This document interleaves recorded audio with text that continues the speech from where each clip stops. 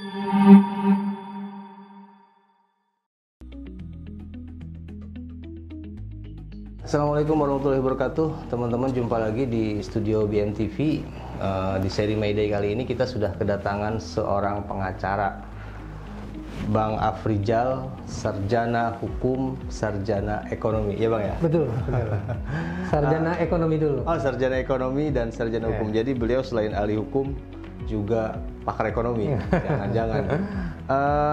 Bang Afrizal ini seorang managing partner di Arta & Co Law Firm nih Bang. Betul. Salah satu firma hukum di Provinsi Banten yang juga fokus terhadap kasus-kasus yang khususnya melibatkan pengusaha dan buruh.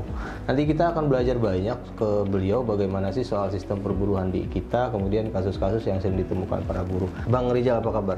Baik, Bang. Saya panggilnya apa nih? Bang Afrizal atau Bang Rizal? Bang Rizal boleh, apa aja lah. Oh gitu. Jadi Bang Afrizal ini, Arta & Co Law Firm ini adalah salah satu law firm di Provinsi Banten yang juga banyak berpartner, menjadi partner dengan perusahaan-perusahaan besar di Provinsi Banten. Tapi saya tidak ingin sebutkan perusahaannya, itu rahasia. Tapi yang jelas kita ambil ilmunya hari ini. Bang Rizal, apa yang Abang paling nikmati sebagai seorang pengacara gitu? Karena kok menurut saya sendiri kayaknya pengacara tuh keren ya gitu. Memang kalau orang lihat sosok pengacara itu kayaknya wah elit, pakaian rapi terus kan gitu. Padahal di balik itu ada perjuangan-perjuangan yang penuh dengan lika-liku. Apalagi kita memperjuangkan hak-hak buruh seperti itu. Jadi kebetulan saya sebagai lawyer di Arta & Co Law Firma itu suka dukanya banyak menangani masalah perburuhan. Seperti itu.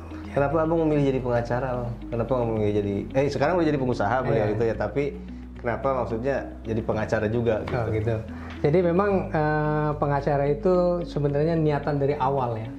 Niat dari awal tuh pengen jadi pengacara, tapi berhubung kita masuknya di Fakultas Ekonomi dulu. Oh gitu. Ya, tapi seiring sejalan setelah berusaha, punya usaha, akhirnya masuk ke dunia hukum. Nah, sambil berjalan banyak hal-hal yang bisa saya kombinasikan antara perusahaan dengan hukum perburuhan. Gitu. Ya, menarik, Sobat BM. Biasanya pengacara itu kan nggak menjadi dosen, terus ini pengacara ya pengusaha gitu. Jadi berhubungannya dengan buruh ya dengan pengusaha juga gitu. Bang, kita mulai masuk nih ke sistem perburuhan di Indonesia. Sepanjang yang Abang tahu, Abang kan pakar hukum nih. Menurut Abang sistem perburuhan di kita tuh gimana sih gitu pendapat Abang? Sistem perburuhan di Indonesia itu sebenarnya masih sedikit banyak peninggalan penjajahan kolonial ya. Masih sistem kolonial. Gimana dulu sistem perburuhan kita yang dikenal sangat ekstrim sekali, ya Romusa lah, ya kan seperti itu. Bagaimana pribumi dipekerjakan tidak sesuai dengan manusiawi, ya. Seiring sejalan berangkat dari situ, akhirnya sistem perburuhan kita masih sedikit mengadopsi perburuhan kolonial seperti itu. Jadi memang masih banyak aturan-aturan perburuhan yang belum mengaspirasi keinginan para buruh gitu. Seperti itu. Kemarin kan Indonesia baru mengesahkan Undang-Undang Cipta Kerja tuh Bang. Betul. Nah, ini saya juga bingung mau nanya Abang sebagai pengusaha atau Abang sebagai pengacara nih. Sebagai pengacara, kira-kira Undang-Undang Cipta Kerja kemarin Abang setuju atau enggak tuh? Kalau melihat sisi manfaatnya dan fleksibilitasnya, rangkumannya mungkin setuju, ya. Tetapi mengenai isinya mungkin ada beberapa isi-isi dari Undang-Undang Cipta Kerja yang mungkin kurang pas juga, ada juga banyak yang harus dikoreksi ya Bang. Cuman memang pemerintah mengeluarkan undang-undang tersebut tujuannya untuk merangkum, ya kan, agar undang-undang ini tidak terlalu ribet lah kan, seperti itu. Pemerintah tuh inginnya gimana, simple kan, seperti itu. Nah, cuman aspirasi masyarakat jangan sampai simple, akibatnya hukumnya juga jadi simple kan gitu, isinya juga jadi simple gitu. Pengennya isinya juga hampir lebih baik lah kan, seperti itu. Tapi kalau kita melihat Undang-Undang Cipta Kerja yang sudah disahkan ya, Undang-Undang Nomor 11 tahun 2000 itu, Undang-Undang Cipta Kerja, dan sudah dikeluarkan juga PP-nya, Peraturan Pemerintahnya Nomor 35 tahun 2001. Nah, itu sudah jelas. Jadi turunan-turunannya itu sudah jelas, apa-apa yang menjadi komponen-komponen menjadi hak-hak buruh itu sudah ada petunjuknya, seperti itu. Ya, sebagaimana yang kita tahu bahwa Undang-Undang Cipta Kerja kan sudah disahkan dan juga peraturan pemerintahnya juga sudah dikeluarkan. Ya, itu pro kontra sih. Kemarin kita dikomentari sama SPN Provinsi Banten, Bu Intan, katanya peraturan pemerintahnya banyak yang teknik. Jadi banyak buruh yang bisa kehilangan pesangon gara-gara ada sistem kompensasi itu. Tapi itu mungkin bisa Anda saksikan di video seri buruh pertama antara obrolan saya dengan Ketua DPD SPN Provinsi Banten, Bu Intan. Kita lanjut. Selama menjadi pengacara buruh, baik dari sisi buruh, misalkan Abang pernah nanganin kasus buruh, atau dari sisi pengusaha, karena memang Abang juga megang beberapa kuasa hukum perusahaan ya, Bang. Suka dukanya apa sih, Bang, jadi pengacara di antara keduanya itu? Kadang Abang jadi pembela pengusaha sebagai kuasa hukum, Anda juga membela buruh yang minta dibela gitu. Betul, sama dua-duanya sebenarnya mencari keadilan. Ya, perusahaan juga mencari keadilan, buruh juga mencari keadilan. Di sisi lain ada beberapa hal yang harus kita cermati, kita garis bawahi bahwa memang perselisihan antara pekerja dengan perusahaan ini seringkali terpicu oleh hal-hal yang sepele, ya, hal-hal yang normatif lah kan, seperti itu ya. Gitu. Banyak perusahaan-perusahaan yang aturannya sudah ditentukan tapi perusahaan membandel, kan begitu. Begitu juga pekerja, PKB-nya, peraturan perusahaannya sudah disepakati, dilanggar, kan begitu. Jadi memang seiring sejalan lah kan, seperti itu. Jadi di sisi pekerja juga saya memperjuangkan apa yang mereka inginkan, dan sisi perusahaan juga sama, seperti itu. Jadi kalau nikmatnya ya sama-sama bagaimana hukum itu setara di muka umum kan, seperti itu.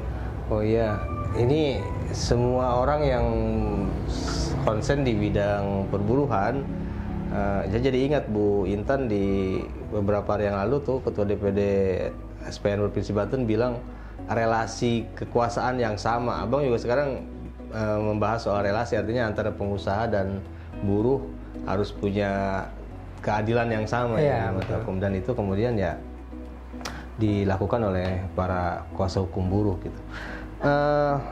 Pernah nggak sih, Bang, Abang ngalamin menghadapi kasus yang Abang rasa tidak adil, baik untuk buruh atau untuk pengusaha? Pernah nggak? Kalau itu pasti ada, ya pasti ada. Baik itu sisi pekerja maupun itu sisi pengusaha. Kadang-kadang pekerja juga ingin haknya diperjuangkan semaksimal mungkin, tapi ternyata hasilnya, endingnya tidak maksimal. Ya.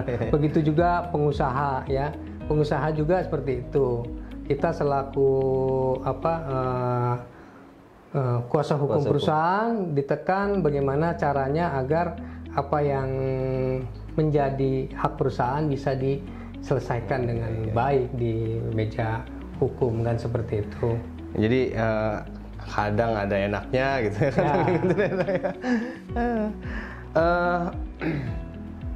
Kemudian seandainya nih saya misalkan saya buruh atau sobat BM juga ada yang saudara koleganya atau dirinya sendiri buruh, seandainya mendapat perlakuan yang tidak adil dari perusahaan, misalkan ada aja mungkin, Bang, kasus di mana perusahaan tidak adil. Saya mungkin ada kasus contoh tahun lalu di Tangerang ada sekitar 74 karyawan dipecat secara sepihak tuh Bang, dengan alasan bahwa perusahaan sedang kolaps karena pandemi gitu, tanpa pemberitahuan ke dinas. Seandainya ada buruh mendapatkan perlakuan tidak adil, baiknya menurut Abang langkah apa yang harus dia lakukan gitu? Mengenai pertanyaan tersebut sebenarnya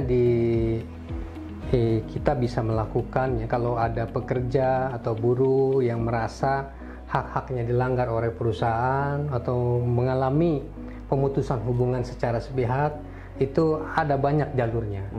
Ya, misalnya kalau di perusahaan itu ada serikat, kita bisa melalui jalur serikat. Ya, untuk memediasi atau melalui bipartit antara perusahaan dengan pekerja melalui serikat pekerjanya, seperti itu.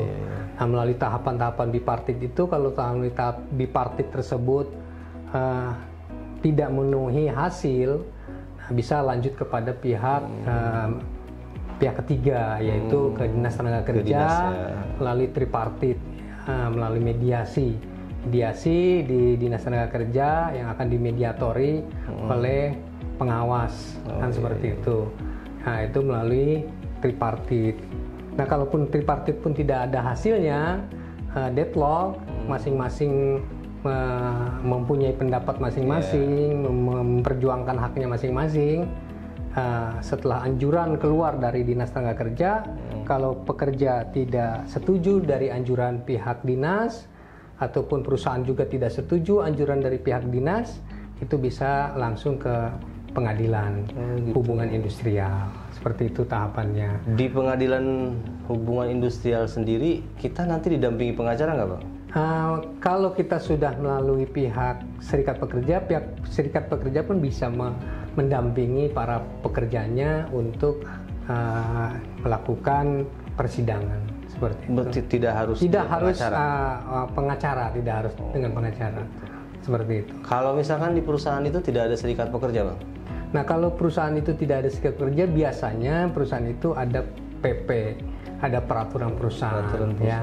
Kalau ada peraturan perusahaan, sebenarnya di situ juga pasti peraturan perusahaan itu diketahui dilegalitasi oleh pihak Dinas Tenaga Kerja. Oleh pihak ketiga, ya. Jadi peraturan tersebut pasti tidak akan melenceng daripada peraturan yang ada. Nah, misalnya terjadi hal-hal tersebut, bisa melalui saluran mediasi dua belah pihak, seperti itu. Kalaupun tetap di undang-undang tenaga kerja maupun peraturan perusahaan, pasti kita mengedepankan musyawarah untuk mufakat, kan seperti itu.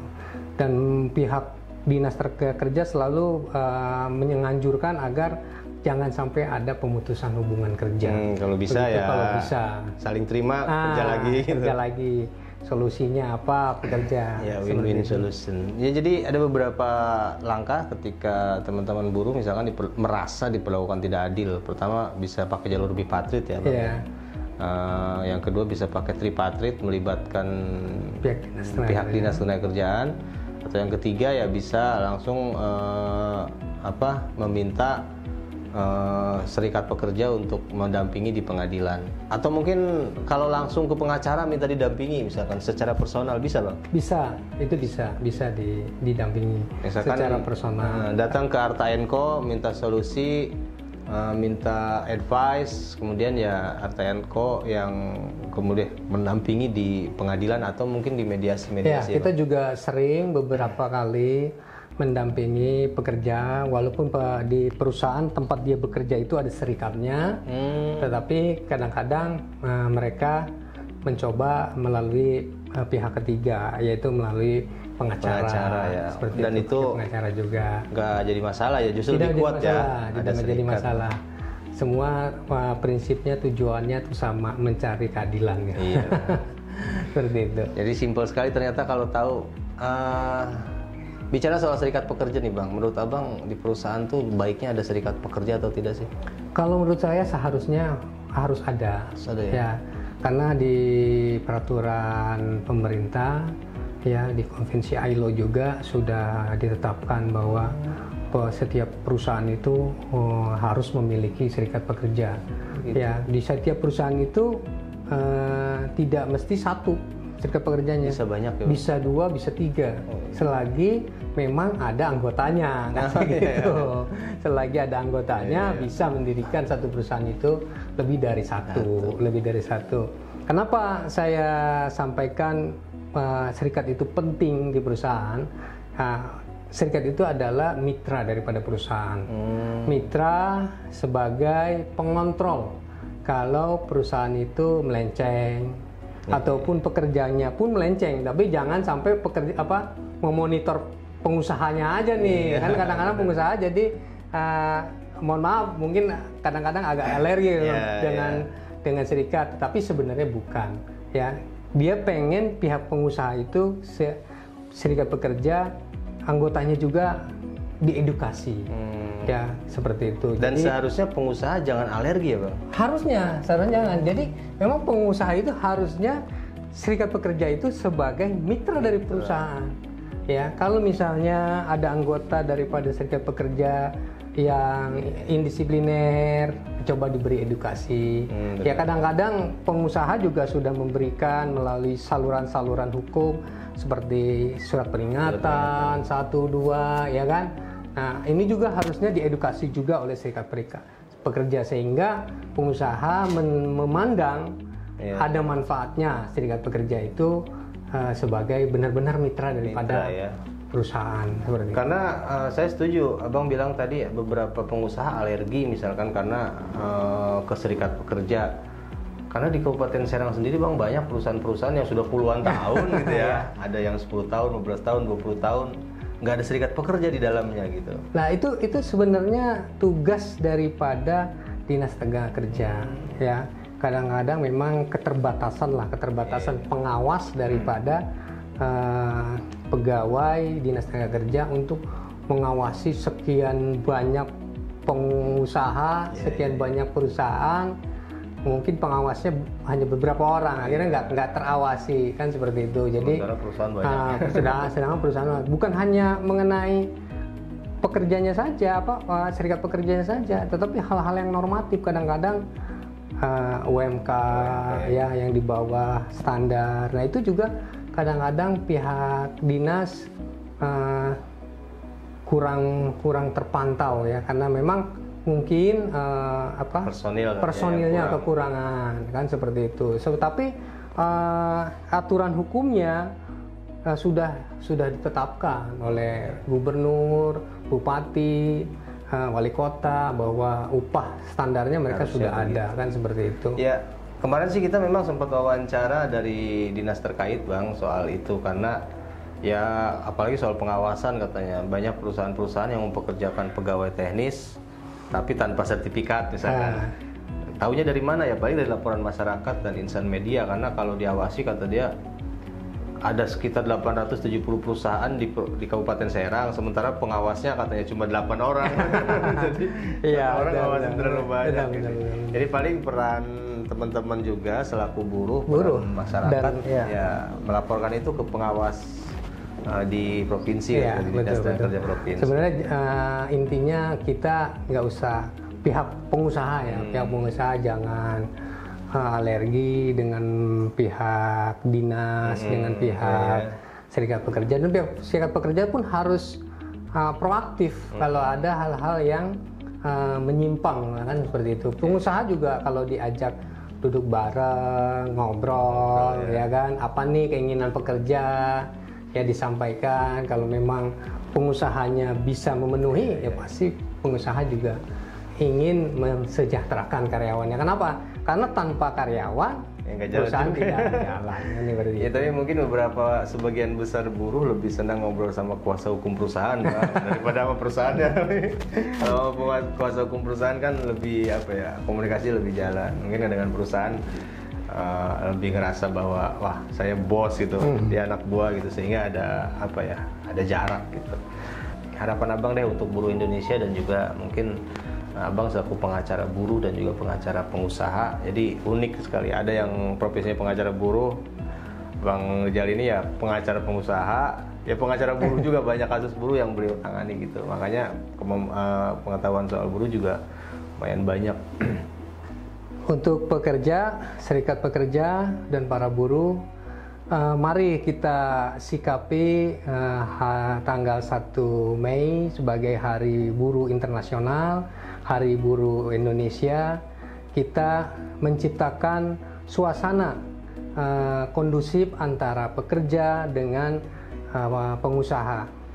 Kita berusaha memberi masukan kepada pekerja, memberi masukan kepada pengusaha agar tercipta iklim pengusaha dan serikat pekerja yang kondusif. Jadi antara pekerja, antara pengusaha, antar serikat seiring sejalan, sehingga hari buruh yang teman-teman semangati, rayakan itu tercipta dengan baik, tercipta dengan apa yang teman-teman perjuangkan, seperti itu. Ya teman-teman, itu tadi bincang-bincang kita dengan Bang Afrizal. Banyak sekali pengalaman-pengalaman beliau yang kita bagi, dan teman-teman buruh harus menyaksikan acara ini terus-menerus. Kalau misalkan lupa, putar lagi videonya. Saya ucapkan selamat Hari Buruh Internasional, May Day. Mudah-mudahan buruh kita semakin tercerdaskan dan semakin sejahtera. Selamat Hari Buruh Internasional.